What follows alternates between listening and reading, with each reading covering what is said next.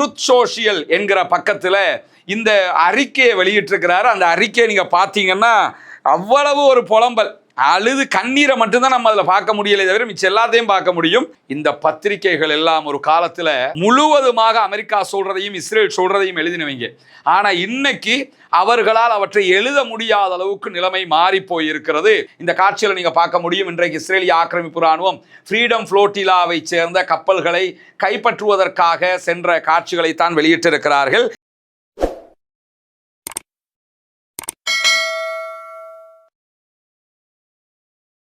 அன்றுக்கினிய சகோதர சகோதரிகளே, நம் அனைவர் மீதும் ஏக இறைவனுடைய அமைதியும் கருணையும் உண்டாகட்டுமாக என்கிற பிரார்த்தனைகளோடு தொடர்ச்சியாக மத்திய கிழக்கிலே நடந்து வரக்கூடிய யுத்தம், அதை தொடர்ந்த பின்னணி செயல்பாடுகள் என்ன என்பதை நம்ம பார்த்துக்கிட்டு வர்றோம். அந்த வகையில் இன்றைக்கு வெளியாகி இருக்கக்கூடிய பல முக்கியமான செய்திகளில் முதன்மை செய்தியாக நம்ம பார்க்க இருக்கிறது என்னன்னா, அமெரிக்க அதிபர் டொனால்ட் ட்ரம்பினுடைய புலம்பல் செய்தியை தான் பார்க்க இருக்கிறோம்.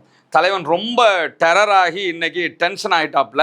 டென்ஷன்னா உச்சகட்ட டென்ஷனுக்கு போய் இருக்கிற எல்லா மீடியாக்கும் பத்திரிகைக்கும் திட்டி தீர்த்திருக்கிறாரு. ஏன்னா ஆன்மீக தலைவரை கொன்னுட்டோம்னா அந்த ஸ்ட்ரக்சர் உடஞ்சிரும், உடனே அவங்க எல்லாம் சரண்டர் ஆயிடுவாங்க, இதுதான் ஈராக்ல நடந்தது என்கிறத அடிப்படையாக வச்சு தான் அமெரிக்கா இந்த திட்டத்தை தீட்டினாங்க. ஆனா ஈரானுடைய திட்டங்களை அவர்கள் அறியாத காரணத்தினால ஈரான் மிக லாவகமாக அந்த திட்டங்களை எல்லாம் முறையடித்து தன்னுடைய ஆட்சி கட்டமைப்பையும் பாதுகாத்து கொண்டு அமெரிக்க இஸ்ரேலுக்கு எதிரான யுத்தத்தில் பாரிய வெற்றியை அடைந்து விட்டார்கள். இந்த நிமிடம் வரைக்கும் ஹொர்முஸ் நீர்ப்பரப்பை அமெரிக்காவால் ஓபன் பண்ண முடியலைங்கிறதும் அந்த தோல்விக்குரிய ஒரு காரணமாக பார்க்கப்படுகிறது. அதே நேரம் அரபு நாடுகளில் இருந்து எல்லா அமெரிக்கன் பேஸையும் அடிச்சு துவச்சி தொங்க விட்டாப்புல ஈரானுடைய இராணுவம்ங்கிற கதையெல்லாம் நமக்கு தெரியும். அதனால இந்த வார்ல மிகப்பாரிய தோல்வியை அமெரிக்கா அடைந்திருக்கிறது என்பதை அமெரிக்காவினுடைய Wall Street Journal, new times உள்ளிட்ட பல பத்திரிகைகள் தொடர்ந்து எழுதி வருகிறது. இதையெல்லாம் பார்க்கும்போது தலைவனுக்கு சகிக்க முடியல, ரொம்ப கொதிச்சு போய் இன்னைக்கு அவர் தன்னுடைய ட்ருத் சோஷியல் என்கிற பக்கத்துல இந்த அறிக்கையை வெளியிட்டிருக்கிறாரு. அந்த அறிக்கையை நீங்க பார்த்தீங்கன்னா அவ்வளவு ஒரு புலம்பல், அழுது கண்ணீரை மட்டும்தான் நம்ம அதில் பார்க்க முடியலை தவிர மிச்சம் எல்லாத்தையும் பார்க்க முடியும். மிக தெளிவாக அவர் என்ன சொல்றாருன்னு கேட்டா, ஈரானை பற்றி இந்த ஊடகங்கள் என்ன சொல்கிறது தெரியுமா அப்படின்ற ஒரு பட்டியலை சொல்லி வர்றாரு. என்ன சொல்றாருன்னா, ஈரான் சரணடைந்து தங்களுடைய கடற்படைகள் எல்லாம் அழிந்து கடலின் அடியில் மூழ்கி கிடக்கிறது, அதே மாதிரி தங்களுடைய விமானப்படை இனி தங்களோடு இல்லை என்றும் அவர்கள் ஒப்புக்கொண்டால், வெளிப்படையாகவே வந்து எங்களுடைய கப்பல் எல்லாம் அழிஞ்சு போச்சு, எல்லாம் கடலுக்குள்ள போயிடுச்சு, எங்கள்கிட்ட எந்த விமானப்படையும் கிடையாது அப்படிங்கிறதையும் ஒத்துக்கொண்டாலும், அவர்களுடைய மூங்களும் ஆயுதங்களை கீழே போட்டுட்டு கையை உயர்த்திக்கிட்டு வந்து வெள்ளக்கொடியை காட்டி சரணடைந்தாலும், ஆவேசமாக வெள்ளக்கொடியை காட்டிக்கிட்டு நான் சரணடைகிறேன் என்று அவங்க சொன்னாலும், தெஹ்ரானை விட்டு அவங்க அத்தனை பேரும் வெளியேறினாலும், அவங்களோட எஞ்சி இருக்கக்கூடிய எல்லா தலைவர்களும் தேவையான எல்லா டாக்குமெண்ட்லையும் வந்து நாங்கள் சரணடைகிறோம் அப்படின்னு சொல்லி கையெழுத்து போட்டு இந்த மகத்தான அமெரிக்காவினுடைய பெரும் சக்திக்கு முன்னாடி நாங்கள் தோத்துட்டோம் அப்படின்னு சொன்னாலும், அமெரிக்காவில் இருக்கக்கூடிய தோல்வி ஊடகங்கள் அப்படின்னு சொல்லி ஒரு பட்டியலை சொல்றாரு. நீங்க மிக தெளிவாக பார்க்க முடியும். அவரு எழுதும் போதே என்ன எழுதுறாருன்னு சொல்லி சொன்னா, மிக கோபப்பட்டு த ஃபெயிலிங் நியூயார்க் டைம்ஸ், தோல்வி அடைந்த நியூயார்க் டைம்ஸ் சொல்லிட்டு த சைனா ஸ்ட்ரீட் ஜேர்னல், WSJ என்று சொல்லி பிராக்கெட் பண்ணி போட்டுக்கிறாரு. சைனா ஸ்ட்ரீட் ஜேர்னல் அப்படின்னு சொல்லி ஒரு பத்திரிக்கை, அங்கு செயல்படக்கூடிய பத்திரிக்கை வால் ஸ்ட்ரீட் ஜேர்னல். அந்த வால் ஸ்ட்ரீட் ஜேர்னலை தான் சைனா ஸ்ட்ரீட் ஜேர்னல்ங்கிறாரு. காரணம் என்னன்னு கேட்டா, இவங்க எல்லாம் சைனாவுக்கு வைங்க. அப்ப நேற்று முந்தைய சைனாவுக்கு போயிட்டு வந்தாலும் தலைவன் தான். அந்த மாதிரி உட்கார்ந்துக்கிட்டு என்ன பண்றாருன்னா, இது எல்லாமே சைனா ஸ்ட்ரீட் பத்திரிகைகள் அப்படின்னு சொல்லி ஊழல் நிறைஞ்ச, இப்ப எந்த விதமான கண்டெக்ட்லையும் இல்லாம இருக்கக்கூடிய போலி ஊடகமாக இருக்கிற CNN அப்படின்னு சொல்லி, இந்த CNN, Wall Street Journal, New York times, இவர் எதுக்கெல்லாம் திட்டுறாரோ இந்த பத்திரிகைகள் எல்லாம் ஒரு காலத்துல முழுவதுமாக அமெரிக்கா சொல்றதையும் இஸ்ரேல் சொல்றதையும் எழுதினவங்க. ஆனா இன்னைக்கு அவர்களால் அவற்றை எழுத முடியாத அளவுக்கு நிலைமை மாறி போயிருக்கிறது. அதனாலதான் அமெரிக்க அதிபர் டொனால்ட் ட்ரம்ப் என்ன சொல்றாருன்னா, முழுவதும் தோல்வி அடைஞ்சிட்டோம்னு ஈரானுடைய தலைவர்களே வந்து எழுதி தந்தாலும் இந்த பத்திரிகைகள் என்ன சொல்லுவாங்கன்னு கேட்டா, ஈரான் அமெரிக்காவை ஒரு தலை சிறந்த புத்திசாலித்தனமான ஒரு வெற்றியாக அடைந்து விட்டது, ஈரான் ஜெயிச்சிருச்சு, பெரிய வெற்றி அது, ஈரானுடைய வெற்றிக்கு பக்கத்துல அமெரிக்காவை நிறுத்தக்கூட முடியல அப்படின்னு சொல்லி எழுதுவாங்க.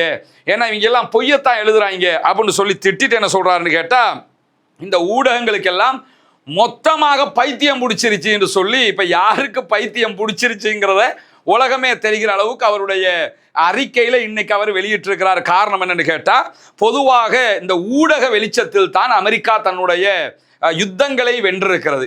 யாரு ஜெயிக்கிறானோ அவன் சொல்றதுதான் வரலாறுன்னு சொல்லுவாங்கல்ல, அது மாதிரி கடந்த காலத்துல எல்லாமே தங்கள்கிட்ட வால் ஸ்ட்ரீட் ஜேர்னல் இருக்கும், நியூயார்க் டைம்ஸ் இருக்கும், பிபிசி, இது எல்லாமே இருக்கும், எல்லாத்தையும் வச்சுக்கிடுவாங்க. எந்த நாட்டுக்குரிய ஊடகமாக இருந்தாலும் இவன் கண்ட்ரோல்ல வச்சுக்கிட்டு இவன் சொல்றதுதான் செய்தியாக இருக்கும். இப்படியான செய்திகளைத்தான் எல்லா ஊடகங்களும் வெளியிட்ட நிலையில அமெரிக்க, ஈரான், இஸ்ரேலிய இந்த வார்ல எல்லா ஊடகங்களுக்கும் தெளிவா தெரிஞ்சிருச்சு அமெரிக்கா தோத்துருச்சு. அதை அடிப்படையா வச்சுதான் அவன் செய்தியை கொடுத்தான். அதை அழகா லாபி பண்ணினாங்க ஈரானுடைய ஊடகங்களும் ஈரானுடைய இணையதள முக்கியஸ்தர்களும் கரெக்டா லாபி பண்ணி கொண்டு போய் சேர்த்தாங்க. இதற்கு பெரும் உதவி செய்ததே பாலஸ்தீனத்தை சேர்ந்த இணையதள தொடர்பாற்றல் கொண்ட மிகச்சிறந்த இளைஞர்கள் என்கிற செய்திகளையும் ஈரான் சொல்வதற்கு மறுக்கவில்லை. இந்த அளவுக்கு முழுவதுமாக களமிறங்கி முழு வெற்றியை அவர்கள் சுவீகரித்தார்கள். இதை பொறுக்க முடியாம இந்த செய்திகளை எல்லாம் New York times, Wall Street Journal எல்லாம் போடும்போது பொறுக்க முடியாம தலைவர் இன்னைக்கு கக்கி தீர்த்திருக்கிறாரு. அவ்வளவு எரிச்சலையும் அந்த அறிக்கையை நம்ம இங்க பார்க்க முடியும். எனவே இந்த யுத்தத்தில் ஈரான் ஜெயித்து விட்டது என்பதற்கு நம்ம சான்றிதழ் எடுத்த தேவையில்லை.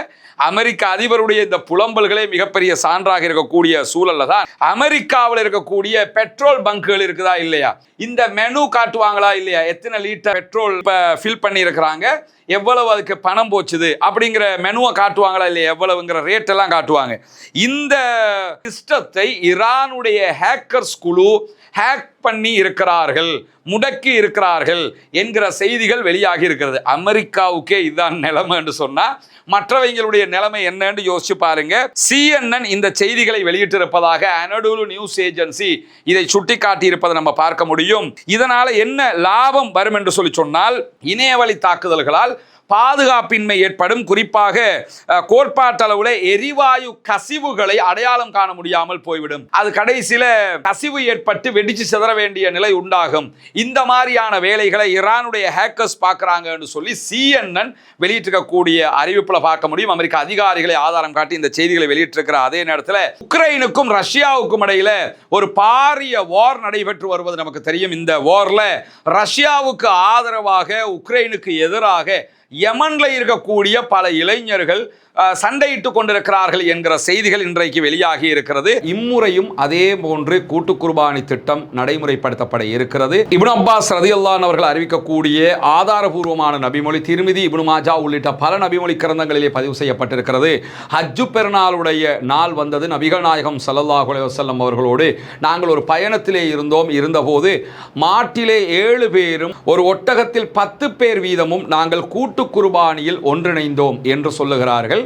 எனவே கூட்டு குர்பான்ல நம்ம இங்க ஒட்டகம் கிடையாது ஸ்ரீலங்கால. ஒரு மாடு தனியாக நீங்க வாங்கி குர்பானி கொடுக்கணும்னு நினைச்சீங்கன்னா அதற்கான தொகை 3 லட்சங்கள் என்று நிர்ணயிக்கப்பட்டிருக்கிறது. இதே நேரத்தில் ஒரு பங்காக கொடுக்கணும்னு விரும்பினீங்க என்று சொல்லி சொன்னா 7 பேர் இணைந்து ஒரு பங்கு என்கிற விதத்தில் ஒரு பங்கினுடைய விலை 43,000 இலங்கை ரூபாய்கள் என்று நிர்ணயிக்கப்பட்டிருக்கிறது. ஏழை எளிய மக்களுக்கு இதனுடைய பலன்கள் போய் சேரும் விதமாக இந்த கூட்டு குர்பானியுடைய திட்டத்திலே இணைய விரும்புகிற சகோதரர்கள் முன்னால் தெரிகிற நம்முடைய வங்கி கணக்கிலக்கத்திற்கு உங்களுடைய குர்பானுடைய பங்குகளுக்கான பணத்தொகைகளை அனுப்பி வைக்க முடியும்.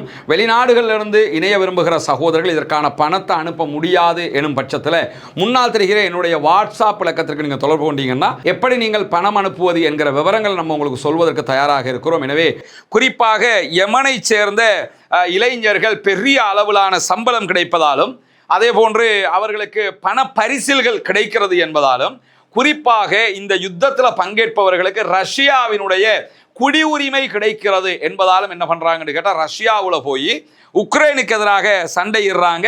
இவங்க அத்தனை பேருமே ஏற்கனவே சவுதி எல்லை பகுதிகளிலையும் அதே போன்று மாரிப் என்கிற பகுதிகளிலையும் அதே நேரத்தில் டைஸ் என்கிற பகுதிகளிலையும் முழுவதுமாக ஹவுத்தி படைகளுக்காக ஒர்க் பண்ணவங்க அல்லது யமனுடைய அரசாங்க படைகளுக்காக ஒர்க் பண்ணவங்க இல்லைன்னு சொன்னால் UAE ஆதரவு பெற்ற படைகளுக்காக ஒர்க் பண்ணவங்க அவங்களுக்காக ஒர்க் பண்ணி சண்டை போட்டவங்க அந்த பயிற்சியெல்லாம் எடுத்தவங்கிறதுனால லேசாரியான ஒரு வாய்ப்பு கிடைக்கும் போது உக்ரைனுடைய முன்னணி போர்க்களத்தில் நின்று போராடிக்கிட்டு இருக்கிறாங்கன்னு சொல்லி முகங்கள் மறைக்கப்பட்டிருக்கக்கூடிய இவர்கள் கூட யமனை சேர்ந்தவர்கள் தற்போது உக்ரைனில் போராடி கொண்டிருக்கிறார்கள் என்கிற செய்திகள் வெளியாகி இருக்கிற அதே நேரம் இன்றைக்கு மேலதிகமாக வெளியாகி இருக்கக்கூடிய மிக முக்கியமான ஒரு செய்தி என்னன்னு கேட்டா, இந்த ஈரானுக்கு எதிரான இஸ்ரேலுடைய 40 நாள் வார் நடைபெற்றதா இல்லையா?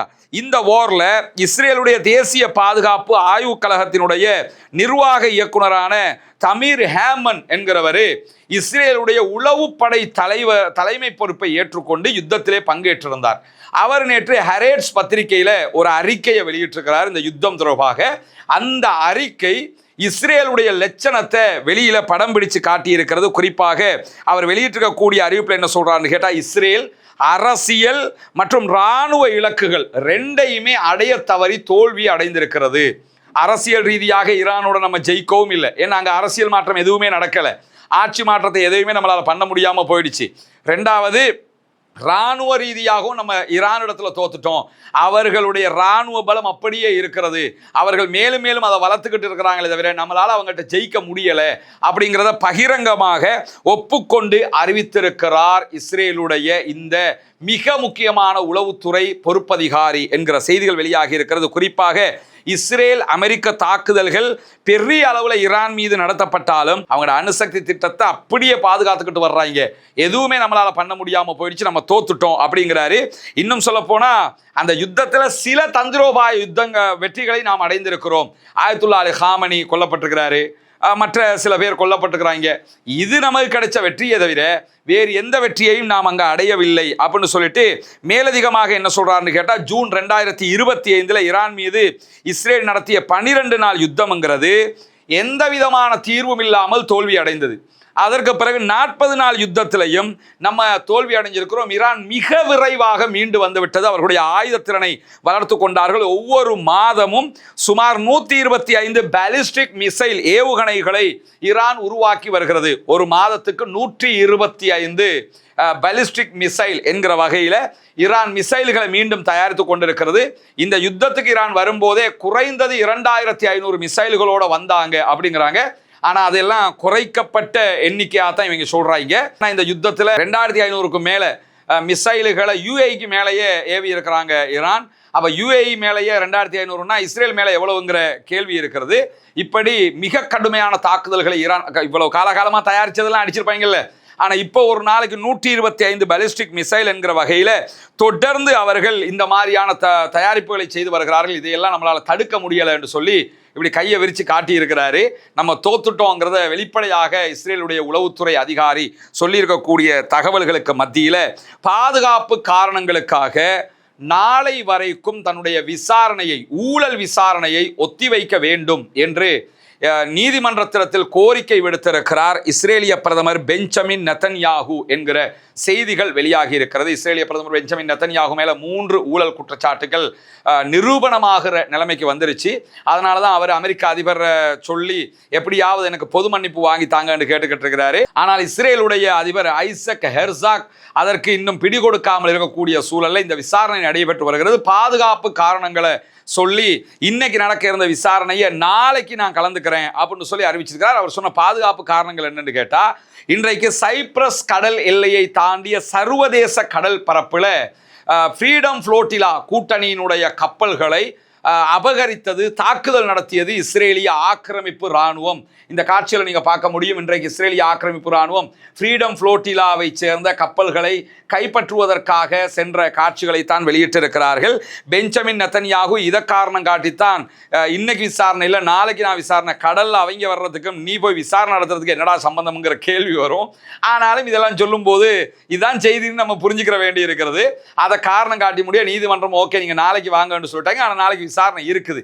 இந்த நிலையில ஃப்ரீடம் ஃப்ளோட்டிலாவில் 39 நாடுகளை சேர்ந்த ஆர்வலர்கள் தற்போது சர்வதேச கடற்பரப்பிலே பயணித்துக் கொண்டிருக்கிறார்கள். நம்முடைய நாட்டை சேர்ந்த சகோதரி சமீராவும் அந்த கூட்டணி படகுகளில் இருக்கிறார்கள். இன்றைக்கு இஸ்ரேலால் கைப்பற்றப்பட்டிருக்கக்கூடிய படகுகள்ல சமீரா இருக்கிறாங்களாங்கிறத நம்மளால இன்னும் உறுதிப்படுத்த முடியல. ஆனாலும் இந்த படகுகள் காசா முற்றுகையை உடைப்பதற்காக மனிதாபிமான ரீதியாக பயணிக்கக்கூடிய கப்பல்களாக இருக்கிறது. அல்லாஹு தஆலா அவர்கள் அத்தனை பேரையும் பாதுகாக்க வேண்டும், அவர்களுக்கு அருள் புரிய வேண்டும் என்கிற பிரார்த்தனையை முன்வைத்துக் கொள்கிற அதே நேரத்தில் அந்த கப்பல்களை தாக்கக்கூடிய காட்சிகள் வெளியாகி இருக்கிறது. இந்த படகுகளில் இருந்த ஆர்வலர்களை இஸ்ரேலிய ஆக்கிரமிப்பு ராணுவம் தடுத்து வைத்திருக்கிறது. குறிப்பாக அஸ்தோத் துறைமுகத்துக்கு கொண்டு போறதுக்கு முன்பதாக மிதக்கும் சிறை என்று சொல்லக்கூடிய அவங்க கடல்ல ஒரு ஜெயிலை உருவாக்கி வச்சிருக்கிறாங்க. ஒரு கப்பல், அது ஜெயில், கப்பலுக்குள்ள ஜெயில் இருக்கு, மிதக்கும் சிறை. அந்த மிதக்கும் சிறையில அடைக்கப்பட்டிருக்கிறார்கள் ஃப்ரீடம் ஃப்ளோட்டிலாவினுடைய ஆர்வலர்கள் என்கிற செய்திகளை இஸ்ரேலுடைய நாளேடாக இருக்கக்கூடிய பத்திரிகையாக இருக்கக்கூடிய எடியோத் அஹ்ரோனோத்தும் வெளியிட்டிருக்கக்கூடிய செய்திகளை நம்ம பார்க்க முடியும். சகோதர சகோதரிகளுக்காக ஜனநாயக ரீதியாக நாம் குரல் எழுப்ப முடியும், குரல் எழுப்ப வேண்டும். சர்வதேச மட்டத்தில் காசா அப்பாவிகளுக்காக முன்னிற்கக்கூடிய சகோதரர்களாக இவர்கள் இருக்கக்கூடிய சூழல்ல காசாவுக்கு போகக்கூடிய உதவி கப்பல் குழுவை இஸ்ரேல் தடுத்து வைத்ததுல அயர்லாந்தினுடைய அதிபரின் சகோதரியும் இருக்கிறார்கள் என்று கப்பல் குழு இன்றைக்கு அறிவித்திருக்கு. பாகுபாடே இல்லாமல் அத்தனை பேருமே பங்கேற்றிருக்கிறார்கள். அல்லாஹு தஆலா அவர்களுக்கு அருள் புரிய வேண்டும், அவர்களுக்கு பாதுகாப்பை கொடுக்க வேண்டும், அவர்களுடைய உயிர் ஆபத்தில்லாமல் அவர்கள் மீண்டு வர வேண்டும். காசா அப்பாவிகளுக்காக தங்களுடைய உயிரை பணயம் வைத்து இந்த கடல் பயணத்தை அவர்கள் மேற்கொண்டிருக்கிறார்கள். அல்லாஹு தஆலா அவர்களுடைய எண்ணங்களையும் புரிந்து கொள்ள வேண்டும் என்கிற உயரிய பிரார்த்தனைகளோடு தொடர்ந்தும் காசா அப்பாவிகளுக்காகவும் லெபனான் அப்பாவிகளுக்காகவும் ஈரானுடைய அப்பாவிகளுக்காகவும் அல்லாஹ்விடத்திலே கையேந்துகிற அதே நேரம் தொடர்ச்சியாக ஆக்கிரமிப்பாளர்களுக்கு எதிராக அல்லாஹ்விடத்திலே கையேந்தி பிரார்த்தனை செய்யுங்கள். ஆக்கிரமிப்புகள் ஓய வேண்டும், அமைதி திரும்ப வேண்டும் என்கிற பிரார்த்தனைகளோடு ஆக்கிரமிப்பாளர்களுக்கு எதிராக தொடர்ந்தும் ஜனநாயக ரீதியாக குரல் எழுப்புவோமாக. வாஹிர் தஅவானா அல்ஹம்துலில்லாஹி ரப்பில் ஆலமீன்.